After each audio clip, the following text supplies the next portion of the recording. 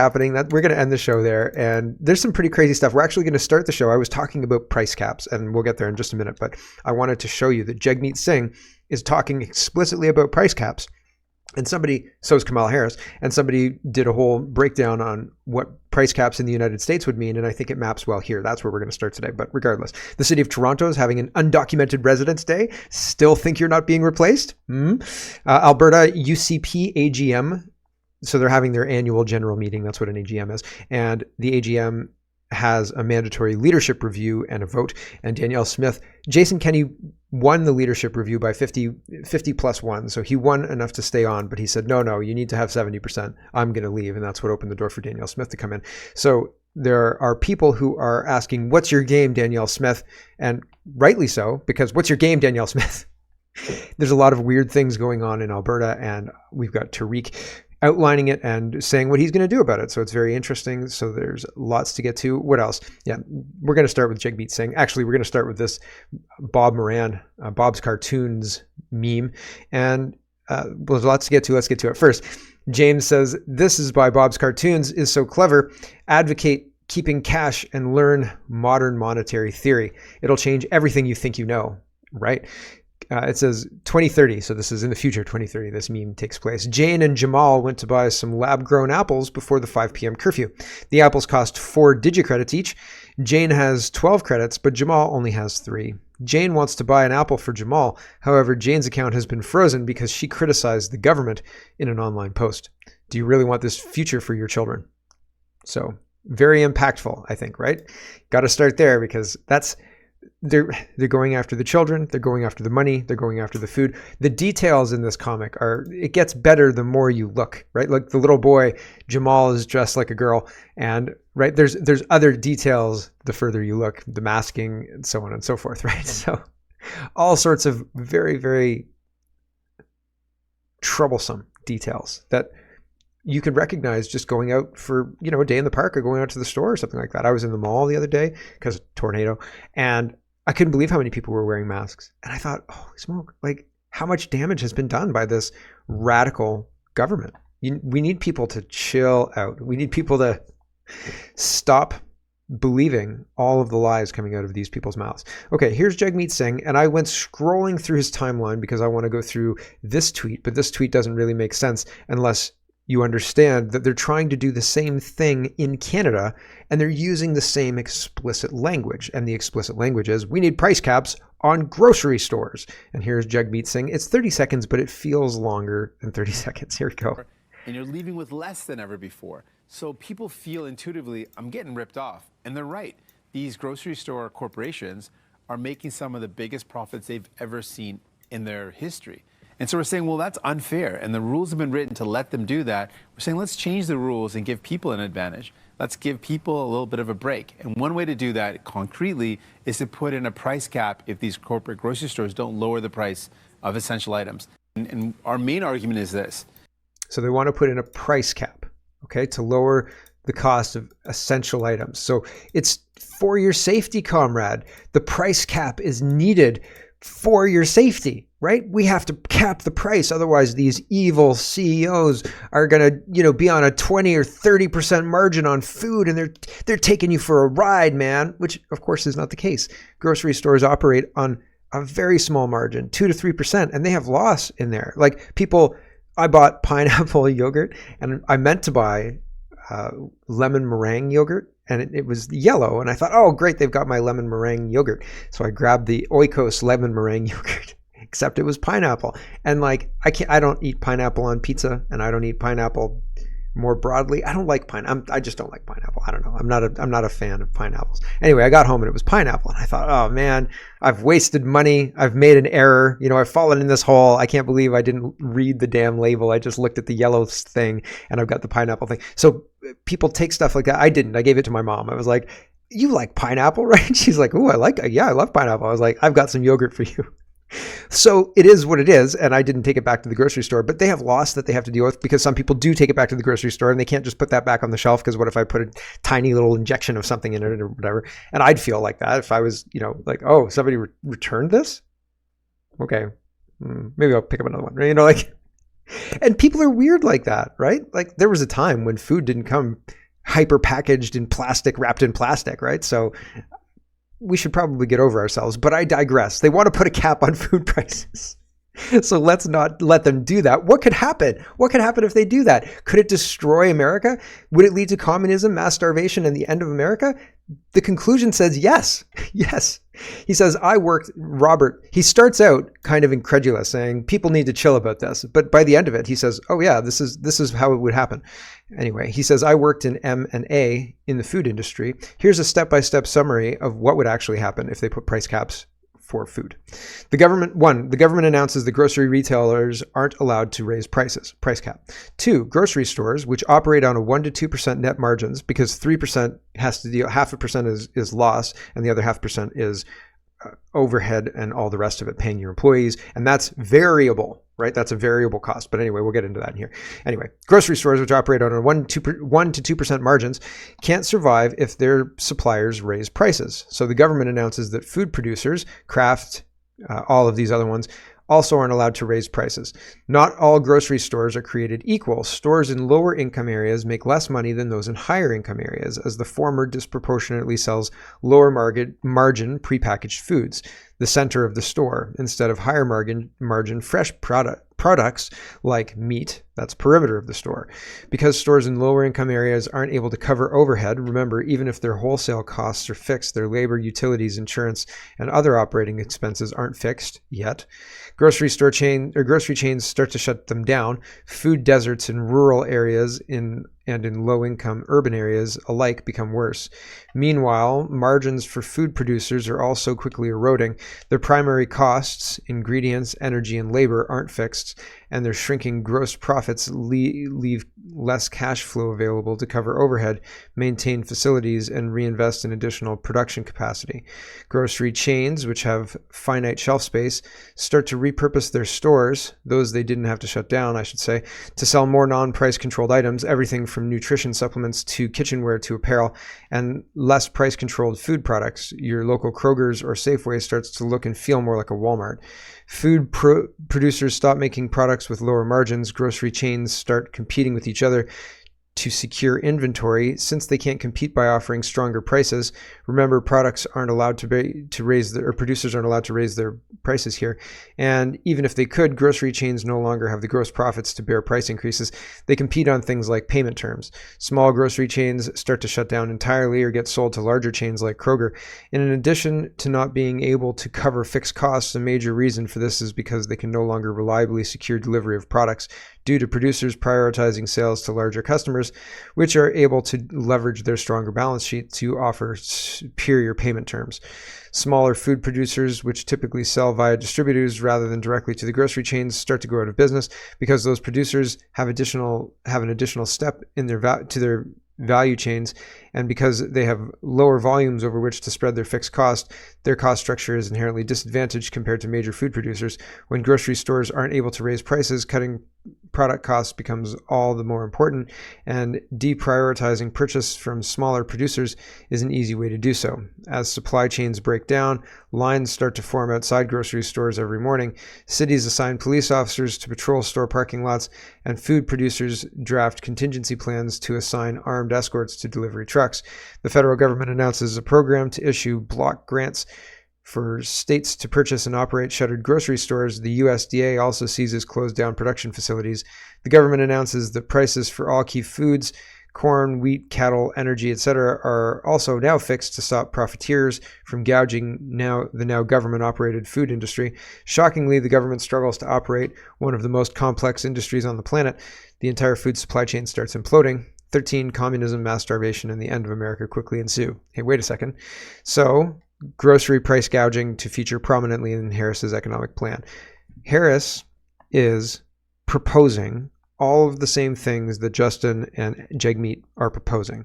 And this is one of the possible outcomes. If you look at history, pretty accurate, right? Not necessarily step by step, but that's where you get in the end, right? And so step by step, people are more cruel than you think, right? And so they take for themselves and they cut other people out and they other people and so on and so forth, just like we saw during COVID. Same thing.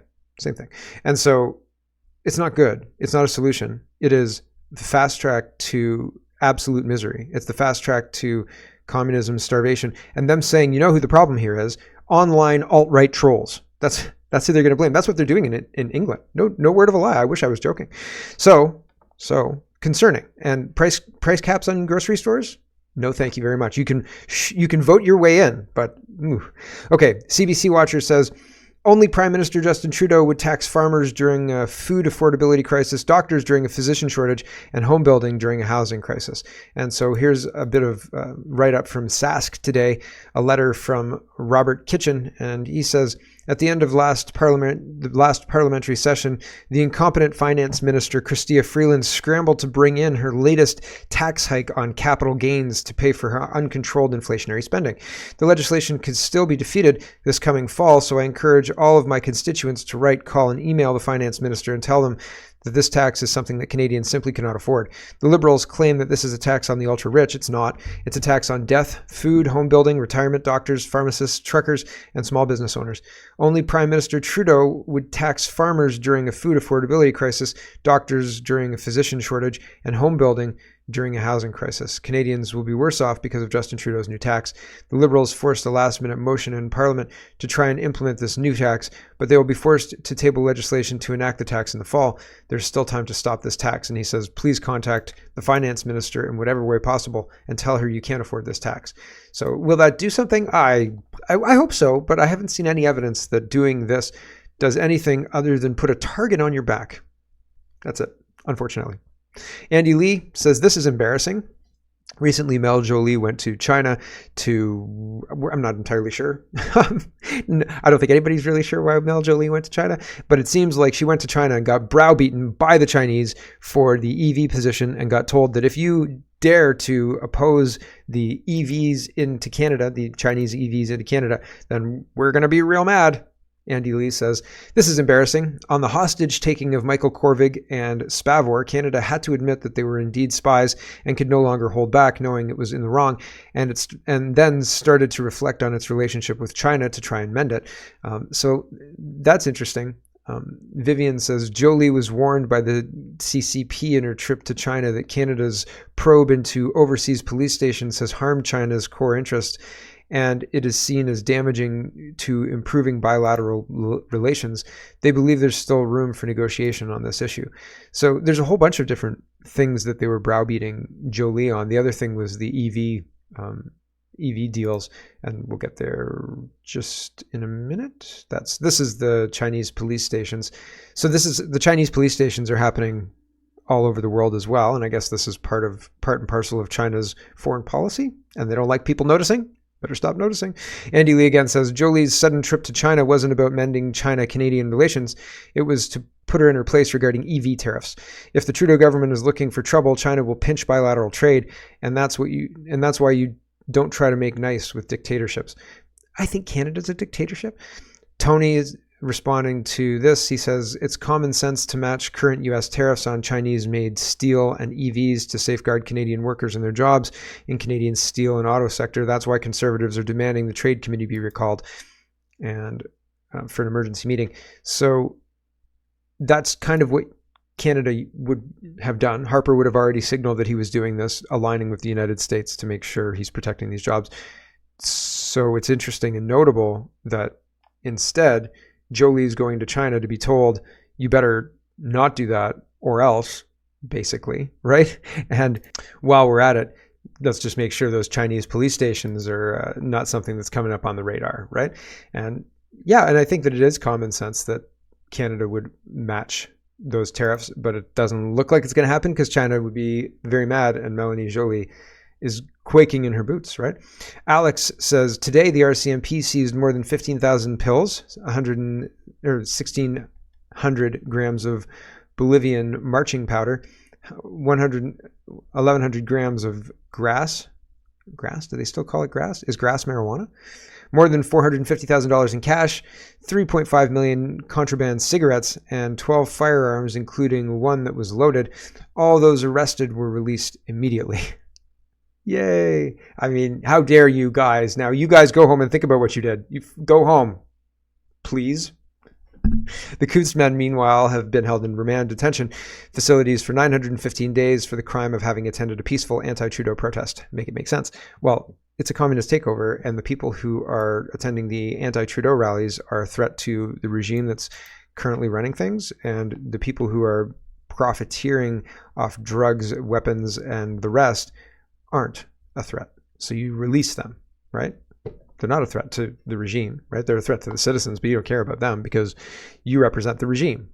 Duncan is responding to this Richard tweet. Richard says, due to a physician shortage at Mission Memorial Hospital, Fraser Health is implementing a closure at emergency room from tonight at 10 p.m. until 8 a.m. tomorrow. Emergency trained nurses will support walk-in patients needing basic first aid.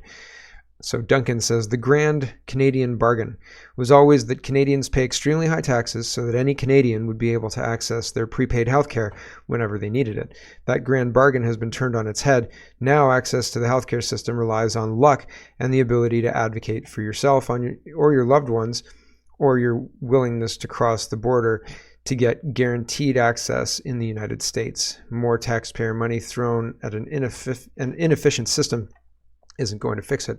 Time for real change. Fingers crossed. Like, I'd love to have real change, but again, I don't see any signal that there's a change on the horizon. A lot of what's been done to the healthcare system has been done through the provincial governments not being able to keep up with the number of people coming into the province, and federal and provincial mandates ranging from vax mandates to mask mandates and all the rest has decimated our healthcare system and healthcare industry. And so importing nurses from the Philippines is the way to fix it, Pierre Poilievre? That's what he says. Cillian, let's talk about money first. We'll get to healthcare at some point. I do have one tab talking about it's in the invasion series talking about healthcare, but we'll get there when we get there. First, Cillian says, Milton Friedman said it best, keep your eyes on how much the government is spending because that is the true tax. Yeah, he's right. 38 seconds. It's a bit of wisdom, and wisdom is a good way to start the week. Here we go. As I said before, keep your eye on one thing and one thing only, how much government is spending, because that's the true tax. Every budget is balanced. There is no such thing as an unbalanced federal budget. You're paying for it. If you're not paying for it through it in the form of explicit taxes, you're paying for it indirectly in the form of inflation or in the form of borrowing. The thing you should keep your eye on is what government spends. And the real problem is to hold down government spending as a fraction of our income. And if you do that, you can stop worrying about the debt. Never stop worrying.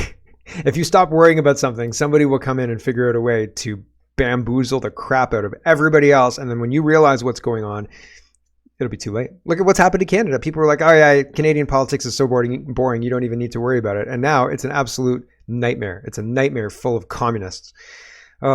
Jeffrey says, this is fine. So the red line represents savings and the blue line represents credit debt. And it is the scale is from 720 on the left-hand side to 1,080. And then on the right-hand side, it's percentage. So the savings are down to 4% and the credit is up to 34%, I suppose. And it's high. The credit used to be in 21 at the last year, in July last year, the credit was low-ish, right? It was at least below 4%, and now it's above 30%. That's a 30-point rise. That seems fast. And then the savings at the same period in time were up around the 28 mark in the percentage area, and now they're below 4. So this tells a story of savings being drained and credit being used as a crutch in hopes of things going back to the way they were. And, well, do you think they're going to go back to the way they were? This doesn't end well, right? This is fine. People are ignoring this. Very, very concerning. David says, good morning. With bad news, European gas demand in 2024 is down 25% compared to 2023 and more compared to 5-year average. EU gas generation is down 33% since July 2019. Europe reduces gas to deindustrialize. Ukraine war shows that's risky and crazy. People are celebrating this because they believe in the climate change hoax, and climate change is a hoax used to steal our tax dollars. And it's some kind of death cult has control, I think, of the international governments, and they're trying to starve everyone Holodomor style, but with blaming the climate. It's climate change that starved everybody. It's not us and our evil plans. It's climate change. I don't think so. And anyway, the propaganda is such that they're trying to turn off oil and gas in a bid to save the world because oil and gas is what causes climate change, but there's nothing to replace the oil and gas with. They say solar and wind, but there are no colonies in Canada anyway of 1,000 people living on a solar and wind grid. If they were serious about this, the first thing they would do is build a solar and wind grid and then move people onto it, and then see if you could have 100 people living on that grid, and see if you could have 1,000 people living on that grid. And every time you could, you scale up more, and you scale up more, and that's how you do it, right? You don't say, we're going to jump out of this plane, you see, and on the way down, we're going to build a new plane. You don't do that. That's insane. That's what they're asking us to do, okay? And so they want to turn off oil and gas without any viable alternatives. Now, there are viable alternatives. I've seen all sorts of energy producing machines that should not, well, that modern scientific consensus, I guess, says they shouldn't work, but they do work, and they're just buried. And people who come up with water cars and things like that end up dead, right? So this tells me that maybe something more is going on rather than energy is a really good way to control people, right? And having control of the energy controls the people in a way that is almost invisible, right? And so it's similar to having control of the food, but the control of the food is very visible and meant to hurt, right? Meant to inflict damage.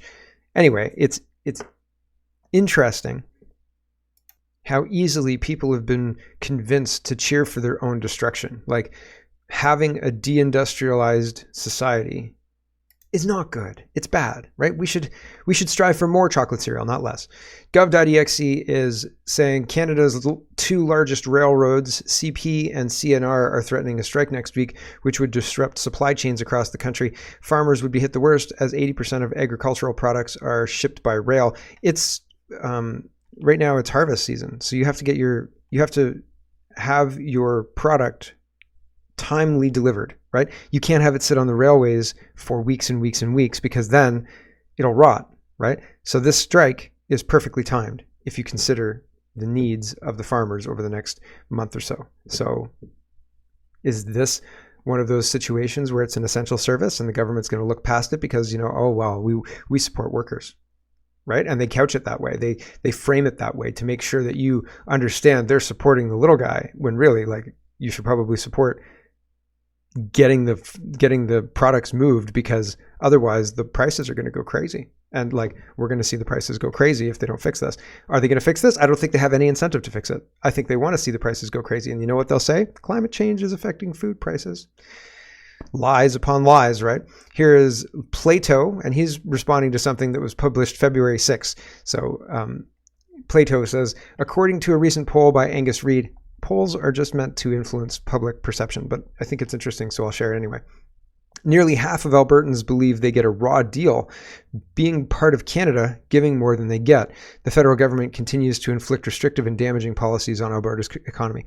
I'll say again, I don't know what good the Canadian federal government does at all. I couldn't, if somebody said, like, gun to my head, tell me one good thing that the Canadian federal government does, I would be stumped to come up with an answer. I have no idea. Nothing. There's nothing that the Canadian federal government does that's a good thing. They tax us. They give our money to Ukraine. They give our money to foreign wars. They drag our name through the mud. They call us names. They call us racist. They put horses against us. They weaponize our police against us. They make our military woke. I don't think there's one damn good thing about the federal government. I can't see it. So, like, only half? Holy cow. Are you kidding? It's wild. It's absolutely incredible. So I don't think there's much good about the federal government. And as far as like our provincial governments, they are quiet as church mice, right? They haven't said a damn word. Chinese traders for more than a year, and everybody's walking around like everything's fine. And Alberta and Danielle Smith wants to double the population of Alberta. What? Right? Like, in the context, that makes no sense. Are we just going to bring in mainland Chinese, or like, do you have another group of people that you would like to populate Alberta with? It's crazy. Okay, so talking about the upcoming AGM for the UCP, the United Conservative Party in Alberta. Tariq says this, it's been 421 days. Essentially, he says, what's your game, Danielle Smith? And I'm going to call you out on it, right? So he's going to call her out. It's been 421 days since the election of Premier Danielle Smith, or 656 days since her election as leader of the UCP. I remember being filled with so much hope. I was at the Stampede grounds in person for both events. I cared, but now I'm disappointed on her complete lack of delivery. And rather than complain on X, here's what I'm going to do about it and what you can do as well, as truly the only viable and urgent solution for her lack of performance. The UCP AGM will take place November 1st and 2nd in Red Deer. At the AGM, there is a mandatory leadership confidence vote, which Premier Smith has to pass by 50% plus 1 by party constitution standards, but truly needs to garner 70% to actually garner the confidence of the membership. Anything less raises questions on her ability to continue to lead the party. I have 4 lines in the sand. Premier Smith has to deliver on all of them by November 1st, and they are, 1, a highly aggressive tax cut plan across the board on income, corporate, fuel, etc., to be implemented this year. Yeah, I mean, that's the cornerstone. If you care about your citizens, making food and energy as cheap as possible should be your number 1 priority, bar nothing else, bar absolutely nothing else. It should be as cheap as possible to live, period. Anyway, a concrete plan of cutting the size of government by 25%, yes. A concrete end date on the RCMP's contract and their replacement with the Alberta Provincial Police Force. A concrete end date to Alberta's participation in the CCP and the launch of the Alberta Pension Plan. No reports, no studies, no dilly-dallying. Let's go. A complete and full ask for a halt on immigration. Yeah, like, where's the official? Alberta's not going to take any more, and if you send more, we're going to put them on a barge. Like, if you do this, here's going to be the consequences. Up until now, I haven't seen anything. Like a barge. Do you even have a barge in Alberta? We'll put them on an oil rig thing. A complete full, and a strong and public ask of the federal counterparts of the CPC to start actually opposing unbridled immigration, who have also been dead silent on the issue. If all of these are delivered by November 1st, I will vote yes to her leadership. If one or none are not delivered, I'm just 1 vote, but I'll be voting no in terms of confidence of her leadership. Those are my performance requirements, and yours might be different. This is not about ending Premier Smith's leadership. It's about keeping her accountable on a strict and high level of performance requirements. Here's her report card so far in terms of performance. Tax cuts, none. Alberta Pension Plan referendum or plan, no. Alberta collecting its own taxes, no. Termination of RCMP contract, no. Fuel tax returned. Carbon tax shield, no. Immigration control, nope. If anything, she's repeatedly touted she wants to double the population of Alberta to 10 million people. AHS cleaned up, maybe? Right to work laws, no. Right to work is union busting, and the unions lose their mind about all this. And I think that unions have become political creatures and not anything to represent workers. The union represents itself. Anyway, you have to educate the public about it, because most of the public doesn't know anything about the union, even people in the union. Reduction in size of government, no. Reducing union power over politics, no. Making an attempt to bring back Edmonton to some blue seats, no. Parental rights and protection of children, somewhat. The legislation hasn't been tabled yet in session. Growth of Heritage Fund plan in place, now wants to spend out of it. Municipal parties in the big cities are launching. I don't understand the municipal parties in cities. I think you should abolish political parties, period. I think that you should have independence. And then once you get the people who have been elected by the constituents, you get into a room and you figure out who the leader is. But I don't know a good way to do it, but I don't think party politics is the best way, because you kowtow to the party. The leader is only as strong as, the leader can be. The party can overwhelm him or her, right? So I don't know. Do I think any of it will happen? No, the window is now closed on Smith making drastic moves for a number of reasons. Nenshi will put the UCP to the left as the fight in YYC begins. Speaking of YYC, with the new Albertans moving to the city from Ontario, BC, the voter base has shifted to the left without really understanding why Alberta is cheaper, better, or safer. It's 200,000 new residents to Alberta in the last 12 months. The UCP will go soft as pro-Alberta moves hurt Poilievre in the GTA, and Smith will support a federal Poilievre government, even if it means letting go of an Alberta first mentality. This will happen for the next 12 to 18 months, allowing Nenshi to entrench in YYC. And then he goes into some counter arguments. But I think fundamentally, calling Danielle Smith out for her failures is a good first step. I'm glad there are people out there who are asking, what's your game? And seeing that there's force and counterforce and a struggle. But the more Danielle Smith kowtows to the center and the left, the less she wins, the more dissatisfied people become, because she's not doing what she should be doing, which is listening to her constituents. Moving on, let's talk about the invasion ongoing in Canada. Alex again says Google Maps shows Vancouver before and after Trudeau. So there's Oppenheimer Park in the top with no tents, and then Oppenheimer Park at the bottom, now tents. Right, a whole community has been set up in the park, and it's something that I never thought I'd see in Canada, to be honest with you. I thought Hoovervilles were something that was atrocious, and I couldn't believe that a society would just kind of shrug and be okay with living side by side with slums like that. And well, here we are, right? Here we are. And it doesn't seem like people are okay with it, but it seems like we have no idea how to stop our politicians from using our taxpayer dollars to bring in people we can't house, to pay for hotels for foreigners, to overrun the services to the point where sleeping in a tent in a park is the only thing that people have. It's crazy. Gov.exe says mainstream media is now reporting what many have been saying all along: mass immigration is a threat and the Liberals are to blame. Canadians are worried about rising crime, lack of housing, poor sanitary conditions, and falling employment opportunities. Trudeau's destroyed our immigration process. And it says, this is National Post, Canada's immigration system needs to be rescued from Justin Trudeau. And it goes through kind of the basics there. But yeah, they're noticing, they being the mainstream media, et cetera, and what are we going to do about it? It seems we'll get another couple of years and see how it goes. Unacceptable Canadian Girl says, we now have an undocumented residence day. Do you still think you're not being replaced? Here's the city of Toronto, and it says the city is committed to supporting all residents regardless of immigration status. Join us on August 20th for Undocumented Residence Day event and learn about the realities, challenges, and contributions undocumented Torontonians make to our city. So they're trying to normalize this situation, and it's not good. And they're trying to do the same thing that they're doing in the United States, the sanctuary cities, and making sure that people who are breaking the laws aren't being held accountable for breaking the laws and are in fact celebrated for their status. Incredible. Justin Trudeau. Hello everyone, thanks very much for watching. This is just a short version of a longer show. If you'd like to get the whole show, you can go over to canadapoly.com and sign up for a subscription. Just look in the drop-down tab for Shop and Donate and look for subscriptions, and you'll get immediate access to the full show. Love to see you. Thanks for watching, everybody. Have a wonderful, wonderful